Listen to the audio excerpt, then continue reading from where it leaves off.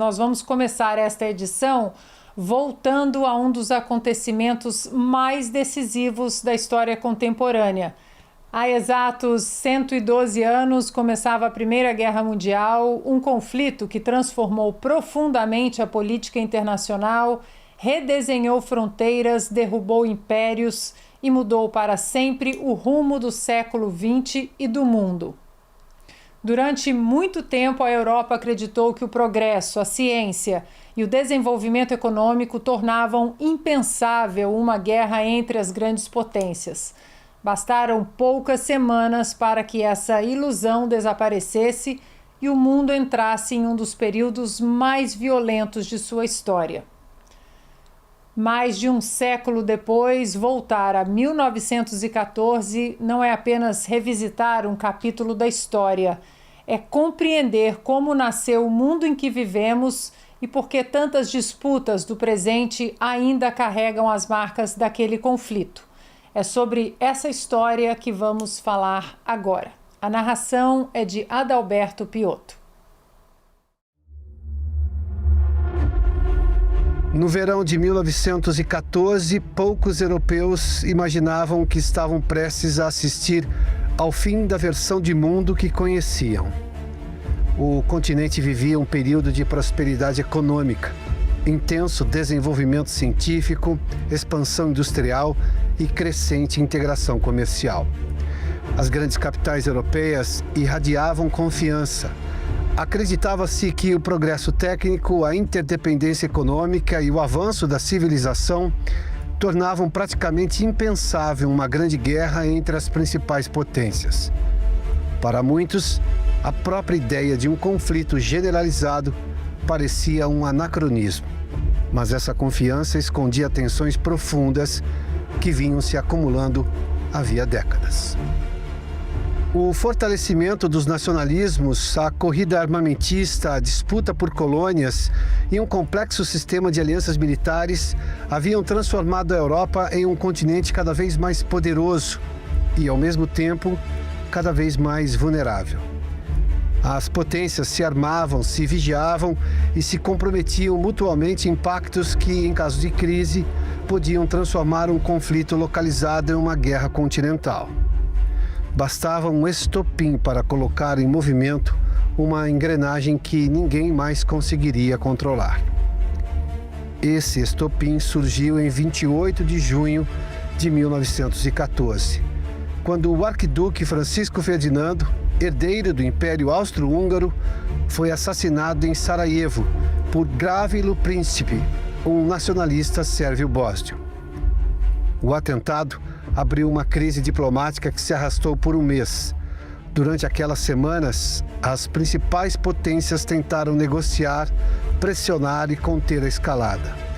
Mas os cálculos equivocados, a rigidez do sistema de alianças e a convicção de que um conflito seria breve acabaram prevalecendo. Em 28 de julho, a Áustria-Hungria declarou guerra à Sérvia. A partir daquele momento, o sistema de alianças entrou em funcionamento quase automaticamente. A Rússia mobilizou-se em apoio à Sérvia. A Alemanha declarou guerra à Rússia e, em seguida, a França. A invasão alemã da Bélgica arrastou o Reino Unido para o conflito. Em questão de dias, as principais potências europeias estavam em guerra. O que muitos ainda acreditavam que seria um confronto limitado e rápido transformou-se em algo muito maior. Circulava a expectativa de que os soldados estariam em casa no Natal. Essa ilusão revelava não apenas otimismo, mas uma profunda incapacidade de compreender a escala da destruição que a era industrial tornara possível. Pela primeira vez na história, a capacidade produtiva das grandes potências foi mobilizada de forma sistemática para a guerra. Metralhadoras, artilharia pesada de longo alcance, trincheiras, gases tóxicos, submarinos e aviões mudaram radicalmente a natureza do combate. A guerra deixou de ser um embate de movimentos e passou a ser uma disputa de atrito, de resistência e de exaustão. Milhões de homens permaneceram meses e anos presos em linhas de frente que avançavam poucos metros ao custo de perdas humanas devastadoras. O mesmo desenvolvimento tecnológico que alimentava o otimismo da Belle Époque passou a ser empregado para produzir destruição em uma escala jamais vista. Quando o conflito terminou, mais de 4 anos depois, em novembro de 1918, cerca de 20 milhões de pessoas haviam morrido entre militares e civis. 4 grandes impérios desapareceram: o alemão, o austro-húngaro, o russo e o otomano. Fronteiras foram redesenhadas, dinastias caíram e o mapa político da Europa foi profundamente alterado. A Revolução Russa de 1917 abriu caminho para um novo tipo de regime totalitário. O Tratado de Versalhes, ao impor condições severas à Alemanha, criou ressentimentos e instabilidades que 2 décadas depois contribuíram para a ascensão do nazismo e para o início da Segunda Guerra Mundial. A Primeira Guerra Mundial não apenas redesenhou o mapa da Europa, ela revelou uma verdade desconfortável e duradoura. O progresso material por si só não garante estabilidade política nem paz entre as nações. Sociedades capazes de produzir extraordinários avanços científicos, econômicos e técnicos também podem caminhar para a destruição quando a diplomacia, a prudência e a responsabilidade deixam de conter rivalidades políticas, ambições por poder e a lógica automática das alianças. Mais de um século depois, 1914 continua sendo um dos maiores lembretes de que civilizações podem alcançar níveis extraordinários de desenvolvimento e, ainda assim, destruir a si mesmas quando deixam de controlar as forças que elas próprias ajudaram a colocar em movimento. Mais de um século depois, a Primeira Guerra Mundial continua levantando perguntas fundamentais sobre poder, diplomacia e os limites da própria civilização ocidental.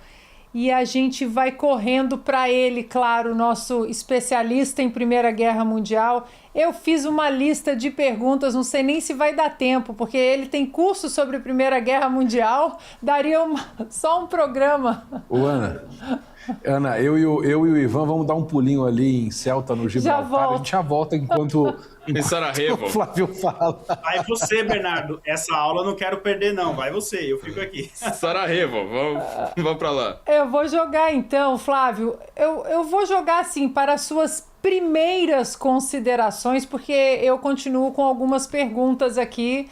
Então eu abro para as suas primeiras doses para a nossa audiência e, como a gente sempre fala aqui, vai correndo, dá um pause, vai buscar caneta e papel, que lá vem a aula. Flávio. Já falamos sobre Islândia, já vamos falar agora sobre a Primeira Guerra Mundial, minhas 2 paixões geopolíticas, só falta falar de Fórmula 1 aqui. Por que a Primeira Guerra Mundial importa? Sabe qual que é o grande problema? Nós estudamos na escola a Segunda Guerra Mundial, obviamente tem a sua importância, nazismo, holocausto, bomba atômica, com muito mais mortes. Agora, o mundo de hoje, século XXI, ele foi desenhado pela primeira, tá? A segunda foi o morticínio, mas o desenho do mundo foi a primeira. E a Primeira Guerra Mundial, bem ao contrário da segunda, eu sou da linha minoritária que não acha que seja a continuação do mesmo conflito, é completamente diferente da segunda. Ou seja, a Segunda Guerra você tem o vilão claro, nazismo ali, você consegue juntar capitalistas e comunistas contra eles, e aí você tem, vamos dizer, uma narrativa fácil de ser explicada. A Primeira Guerra é uma confusão, mas infinita. Cada país ali, você vê coisa boa, coisa ruim, você não consegue definir quem que é vilão, quem que é mocinho, é uma complicação danada. O que acontece? O assassinato do arquiduque, né, do herdeiro do trono austro-húngaro, ele era só um pretexto. Todo mundo hoje praticamente é unânime em dizer isso. E a Primeira Guerra, o desenvolvimento dela a partir deste assassinato que vai gerar a crise de julho, ou seja, você tem um assassinato, um mês de crise diplomática, né? E pior, julho, férias. Pior de tudo, tava um sol danado na Europa naquelas férias. Tava todo mundo de férias indo pra praia, literalmente, assim, aquilo que a gente imagina, né? Todos os líderes falando assim, ó, tô indo pra praia, sou rei, tô com a minha esposa aqui, vou pra praia, vocês que se resolvam aí. Deixou tudo na mão de burocratas, de gente, não, assim, que não tinha a menor noção do próprio país que estavam governando, e por conta disso eles começam a tomar um monte de decisão que hoje em dia não é tão um grande historiador, Christopher Clark, ele chama o livro dele de sonâmbulos, ou seja, tava todo mundo passando o recado, fala, sei lá, o cara lá da Alemanha reclamou, manda um telegrama de volta, não tô nem aí, não quero saber disso.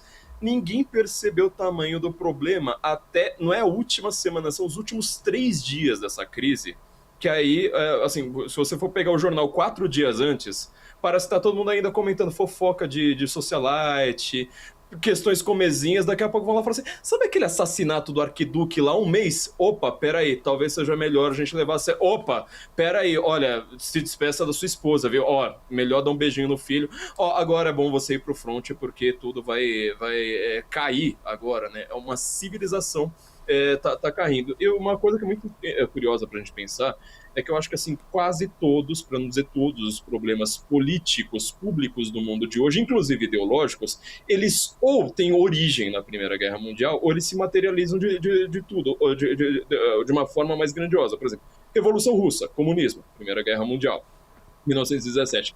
Feminismo, 1918, mulheres começam a votar, Primeira Guerra Mundial.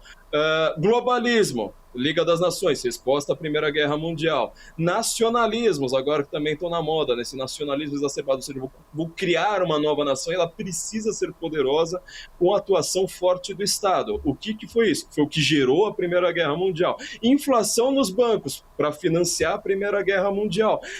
Quase todos os assuntos você vai vendo, você vai assim pensar, mas onde que surgiu isso aí? Ou sei lá, qual foi o grande momento em que isso aí tomou forma? Você vai voltar exatamente aos mesmos 4 anos da história, justamente aquilo que a gente pula da escola para só estudar o nazismo. Então, assim, era um mundo, olha só para a gente parar para pensar, de rei, de corte, de aristocrata, você está pensando em herdeiro do trono.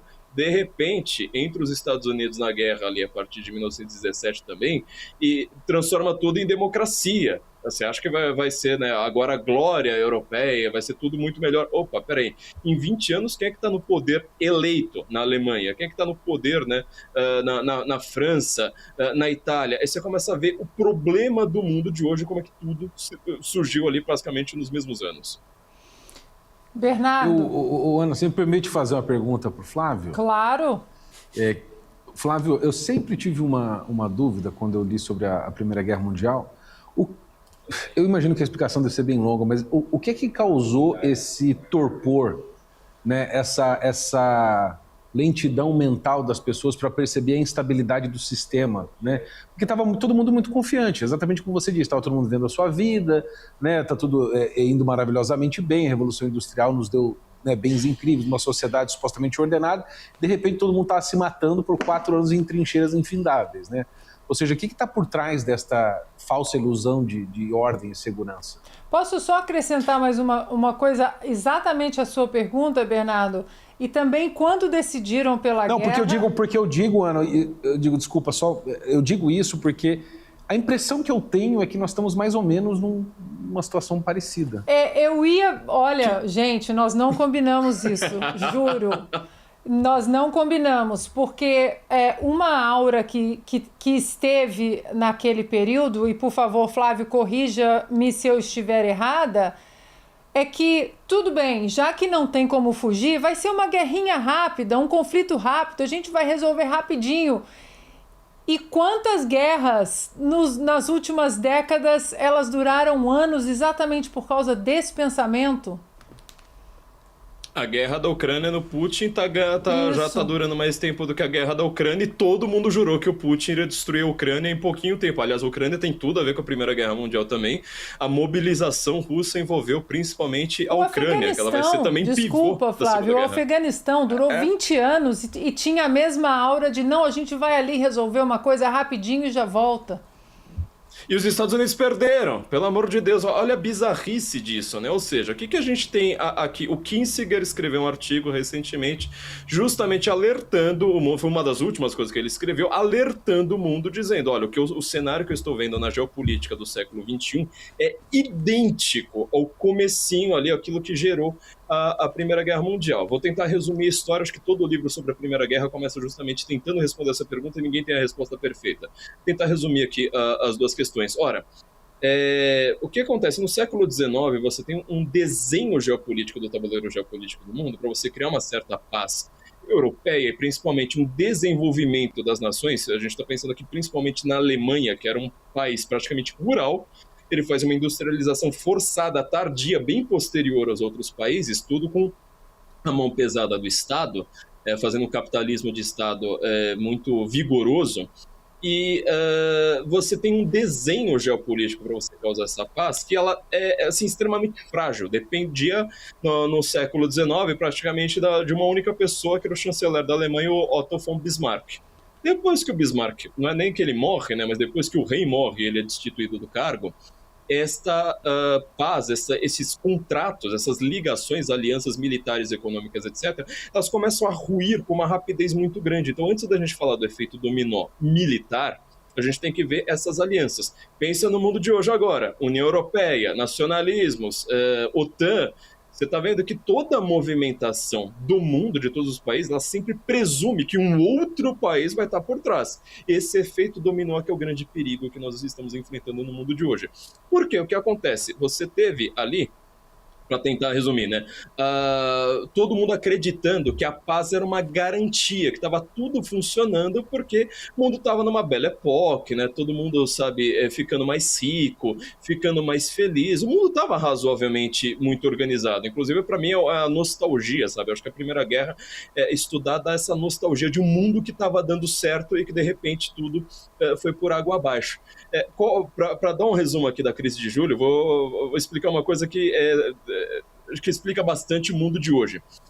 Quando um nacionalista bósnio, na verdade sérvio, né, que ele mata na Bósnia o herdeiro do trono arquiduque, o que é ser nacionalista? Ele quer criar uma nação. Ele não quer que a região dele, que hoje é um país, seja governada por um império estrangeiro, que fala alemão, que não fala a língua dele, ou seja, tem toda uma burocracia ali completamente diferente. Ele acha que isso aí é uma opressão, ou seja, o discurso anticolonialista, por exemplo, da esquerda pega muito disso aí. Só que tem um problema. Por que a Bósnia era um grande país?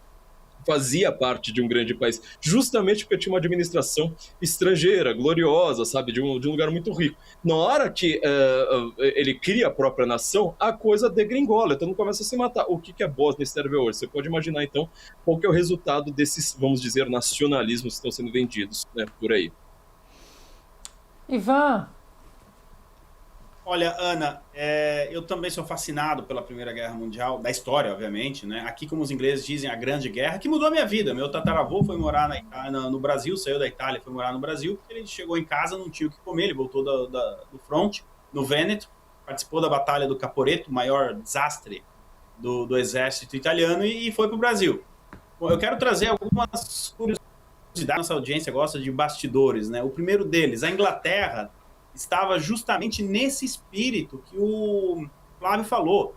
3 dias antes de começar a guerra, teve uma discussão no jornal de Manchester, porque o Ivan Kleber, do jornal, o correspondente, falou: a gente precisa falar do que está acontecendo em Sarajevo. O editor-chefe falou: o quê? Sarajevo? Não, tem uma greve na fábrica aqui, a gente precisa falar da greve.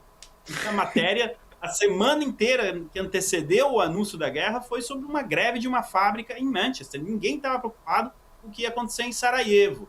Mas a Inglaterra, ela vinha dando sinais de que ela não queria entrar na guerra, Ana. E poucas horas antes, né, que antecederam o início da guerra, finalmente o embaixador da Alemanha consegue um documento aqui e manda para a Alemanha dizendo o seguinte: os ingleses falaram que se a Alemanha não invadir a Bélgica para ocupar a França, a Inglaterra vai ficar neutra. Porque, para quem não sabe, a Bélgica é uma invenção inglesa para ter um porto na Europa para poder ter essa saída, entrada e saída e fluxo, né, de mercadorias. O chefe do Estado-Maior alemão, ele sofreu um infarto quando ele viu esse telegrama, porque ele já tinha ordenado 11 mil vagões de trens alemães, tudo pontual, passar justamente pela Bélgica para ocupar a França. E um outro... Aqui eu quero fazer uma recomendação, porque o Flávio falou que a Primeira Guerra desenhou a nossa sociedade atual. Flávio, sensacional essa sua frase, porque é disso mesmo. E eu quero recomendar a série Downton Abbey, que mostra justamente como era o mundo antes da Primeira Guerra Mundial. Não vou dar aqui spoiler, mas o primeiro capítulo começa no dia que afundou o Titanic, e a série vai passando, então, pela Primeira Guerra Mundial, fala da Revolução Comunista e mostra como a sociedade inglesa foi mudando conforme a Primeira Guerra foi se desenvolvendo. Então é uma série muito bacana. Tentaram lacrar ali, não deu certo, voltou às origens. Então é uma série fantástica e que justamente conta esse desenho que o Flávio Morgenstern trouxe para a gente, do desenho da sociedade. Eu queria pegar esse aspecto. Eu acho que a Primeira Guerra mudou mais a sociedade do que a própria Segunda Guerra Mundial. Nós deixamos a aristocracia inglesa para trás, certos parâmetros de sociedade, para outros parâmetros que nós estamos vivendo a consequência até hoje, Ana. Quero pegar esse fio, então, do Ivan. Vamos abusar, né, do Flávio. Não é todo mundo que tem um especialista em Primeira Guerra Mundial, porque, Flávio, conversando com meu marido, porque nós dois somos history freaks, a gente se deixar, a gente só fica falando de história. O Ivan conheceu meu marido, ficamos, né, todos juntos cobrindo a posse do Donald Trump em Washington, e se deixar a gente fica falando de história 4, 5 horas e chama pizza. E quando eu falei para ele sobre a nossa pauta essa semana, ele, né, te conhece, sabe da sua especialidade, ele mandou uma pergunta para você, Flávio. Ele disse o seguinte: pergunte ao Flávio se a Primeira Guerra Mundial representou apenas o fracasso da diplomacia entre as grandes potências, ou se ali ela já revelava uma crise mais profunda da própria civilização europeia. Nossa, que pergunta... Temos um quinto integrante. Meu Deus do céu. Só falta falar português. Ana, arruma uma cadeirinha ali do lado da Daisy. Ali. Concordo. Olha, eu só respondo essa se eu for convidado para a próxima pizzada. Vou deixar isso aqui bem claro. Mas assim, olha, é uma pergunta bem difícil. E alguns livros hoje, principalmente historiadores britânicos, estão lidando com isso. Porque assim, você tinha uma civilização bonita, gloriosa, que prometia muita coisa. Ali no finalzinho do século XIX, você pensa em universidade alemã, universidade austríaca, que era o próprio Império Austro-Húngaro, toda essa glória que todas essas monarquias podiam vender para todos. Só que assim, você tem um problema muito grande. Alguns livros tentam se focar bastante no aspecto geopolítico, mas eu concordo com uma análise civilizacional, sim, tá? Eu acho que existiam problemas ideológicos que não tinham nada a ver, às vezes, com questão militar, diplomática, política, e que estavam no seio dessa sociedade. É só você pensar, por exemplo, o lugar que estava tão grandioso naquele momento era Viena, capital da Áustria. Era a capital do mundo intelectual naquele momento. Você pode parar para pensar que, por exemplo, a tal do século das luzes, né, o finalzinho ali da época francesa, quase todos os grandes intelectuais de Paris, eles não eram franceses, eles vieram da Rússia, da Alemanha, da Polônia, de outros lugares. A Áustria, por outro lado, ela estava muito grandiosa, só que assim, ao mesmo tempo, e é isso que é tão confuso, é tão interessante de estudar da Primeira Guerra Mundial, e por isso que assim, eu fiz um curso justamente, aliás, eu tive essa ideia quando eu estava em Londres, né, porque eu percebia que todos os nossos problemas, eles estavam voltando àqueles mesmos anos.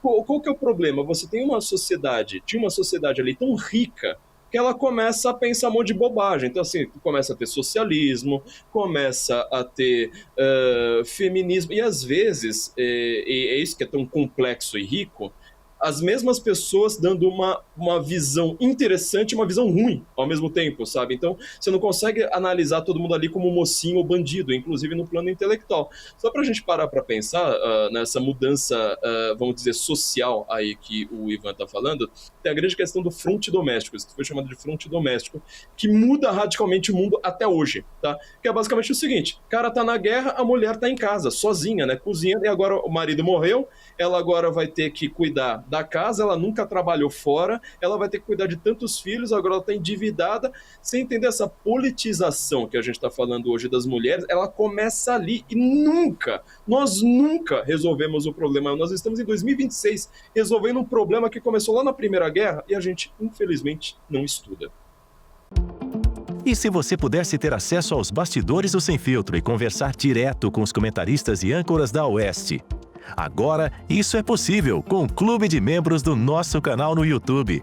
O clube foi criado para quem quer dar um passo além e fazer parte de uma comunidade exclusiva. São 3 níveis de assinatura, pensados para aproximar você da nossa equipe. No plano apoiador, você ganha destaque no chat, figurinhas personalizadas e acesso a publicações exclusivas na comunidade do canal. Quer estar ainda mais perto da Oeste? Nos níveis Engajado e VIP, nós liberamos acesso às lives fechadas com nossos apresentadores e comentaristas, nas modalidades mensal ou semanal. Você também participa de sorteios de livros e produtos da Oeste, além de acesso antecipado a vídeos e a uma visão direta dos bastidores do programa Oeste Sem Filtro. Faça parte do nosso clube de membros e tenha acesso a lives exclusivas comigo e com todo o time da Oeste. Se você acredita na importância de um jornalismo livre, independente e comprometido com os fatos, clique agora no botão Seja Membro e conheça todos os detalhes e vantagens de cada plano.